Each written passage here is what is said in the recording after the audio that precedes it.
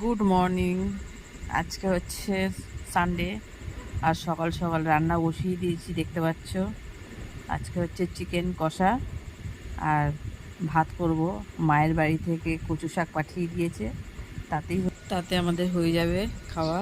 কারণ এই গরমে আর বেশি কিছু রান্না বান্না করব না, যতটা হালকা রান্না করা যায়, কারণ প্রচণ্ড গরম পড়েছে। গরমে আমার অবস্থা খারাপ, পুরো ঘেমে চান, দেখতে পাচ্ছ তোমরা। যাই হোক, রান্নাটা তাড়াতাড়ি সেরে নিয়ে তাতে স্নান টান করে নেবো। আর সকালে টিফিনে মেয়ে চিড়ে দই দিয়ে বাতাসা দিয়ে মেখেছে, এটাই টিফিন করবো। কারণ গরমে এই খাবারটা খুব ভালো জিনিস। আবার চলে আসলাম বিকেলবেলায়, একটু ঘটি গরম খাবো।